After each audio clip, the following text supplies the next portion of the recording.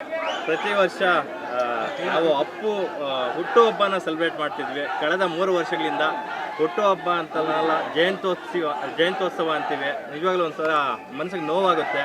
ಆದರೂ ಸಹ ಪ್ರತಿದಿನ 10ರಿಂದ 15 ಸಾವಿರ ಜನ ಬಂದು ಇಲ್ಲಿ ಅವರ ದರ್ಶನ ಪಡೆದು ಹೋಗ್ತಾರೆ ಈ ಪುಣ್ಯಭೂಮಿಗೆ ಬಂದು. ಸೊ ನಿಮ್ಮ ಕುಟುಂಬಸ್ಥರು, ನಿಮಗೆ ತುಂಬ ಪ್ರಿಯವಾದವರು ಅಪ್ಪು, ಹೇಳಿ ಸರ್.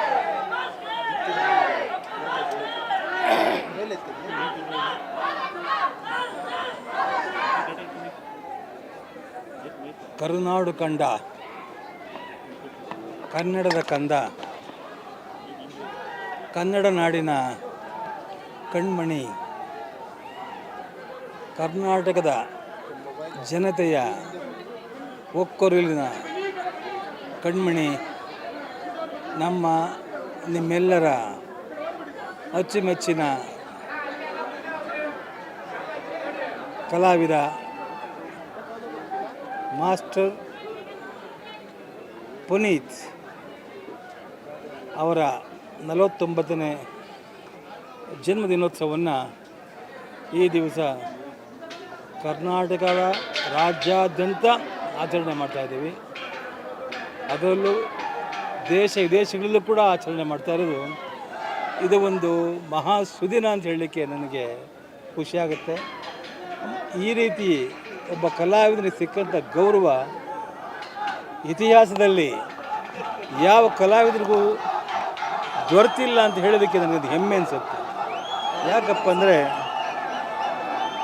ಪುನೀತ್ ಸ್ವರ್ಗಸ್ಥನಾಗಿ 2 ವರ್ಷವಾದರೂ ಕೂಡ ಅವರ ಅಭಿಮಾನಿಗಳು ವಿಜೃಂಭಣೆಯಿಂದ ಆಚರಣೆ ಮಾಡ್ತಾರೆ. ನೋಡಿದ್ರೆ ಆ ಸಂತೋಷವನ್ನು, ಆ ಆನಂದವನ್ನು ಹೇಳ್ಕೊಳ್ಳಿಕ್ಕೆ ಆಗ್ತಾಯಿಲ್ಲ. ಅನುಭವಿಸ್ಬೇಕು. ಈಗ ಸಕ್ಕರೆ ತಿನ್ನಬೇಕು, ಸಕ್ಕರೆ ಹೇಗಿದೆ, ಸಿಹಿ ಹೇಗಿದೆ, ಯಾವಾಗ ಗೊತ್ತಾಗುತ್ತೆ? ಆ ಸಕ್ಕರೆ ತಿಂದಾಗ ಗೊತ್ತಾಗುತ್ತೆ ಅಲ್ವ? ಹಾಗೆ ಈ ಪುನೀತ್ ನಮ್ಮ ಹೆಸರು, ಆಂಜನೇಯನ ಹೆಸರು ಪುನೀತ್ ನೋಡಿ. ನಾನು ಎಷ್ಟೋ ಸಾರಿ ಹೇಳಿದ್ದೀನಿ, ಅವನಿಗೆ ಲೋಹಿತ್ ಅಂತ ಹೆಸರಿಟ್ಟಿದ್ರು. ಕೊನೆಗೊಂದು ಸಾರಿ ಅವನಿಗೆ 5 ವರ್ಷವಾಗಿದ್ದಾಗ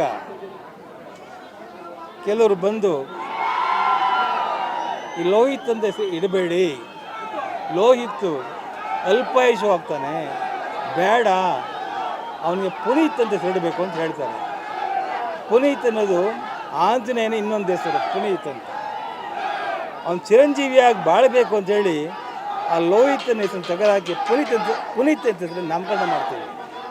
ಅದು ಪುನೀತ್ ಫಾರಮಲ್ಲೇ ಮಾಡ್ತೀವಿ.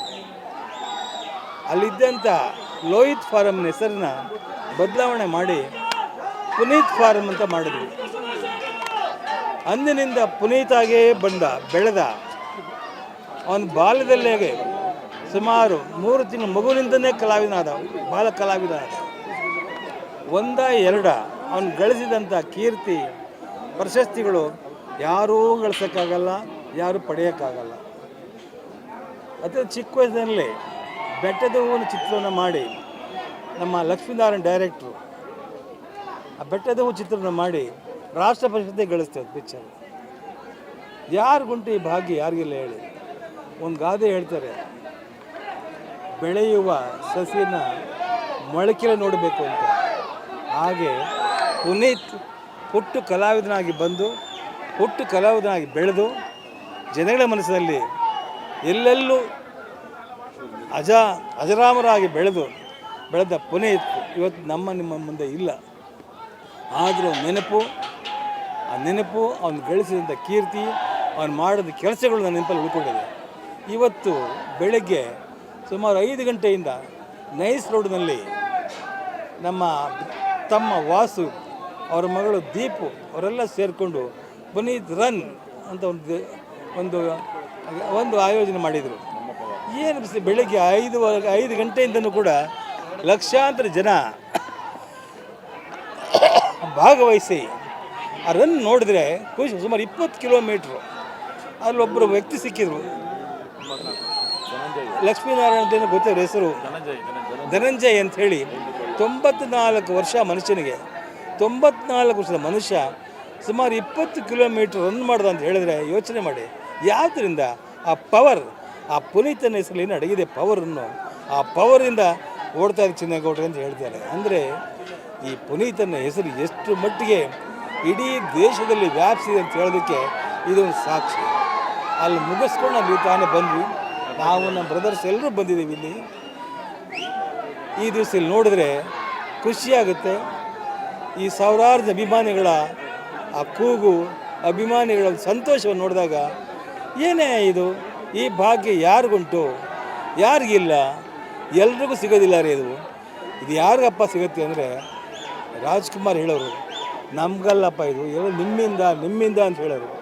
ನೀವು ಕೊಟ್ಟಿರ್ತಕ್ಕಂಥ ಬೆಳವಳಿ, ನೀವು ಕೊಟ್ಟಿರ್ತಕ್ಕಂಥ ಪ್ರೀತಿ, ನೀವು ಕೊಟ್ಟಂಥ ಆಶೀರ್ವಾದದಿಂದ ಇವತ್ತು ನಮ್ಮ ಹುಡುಗ ಇಷ್ಟರ ಮಟ್ಟಿಗೆ ಬೆಳೆದಿದ್ದಾನೆ. ನಿಜವಾಗ್ಲೂ ಕೂಡ ಖುಷಿಯಾಗ್ತದೆ. ಅಭಿಮಾನಿಗಳೆಲ್ರಿಗೂ ಕೂಡ ಆ ಭಗವಂತನ, ಆ ಶ್ರೀನಿವಾಸನ ಆಶೀರ್ವಾದ ಸಿಗಲಿ ಅಂತ ಹೇಳಿ ಆಶಿಸ್ತೀನಿ. ನಿಮಗೆಲ್ಲರಿಗೂ ಹೊಡೆದಾಗಲಿ. ಜೈ ಪುನೀತ್ ರಾಜ್ಕುಮಾರ್, ಜೈ ಪುನೀತ್ ರಾಜ್ಕುಮಾರ್.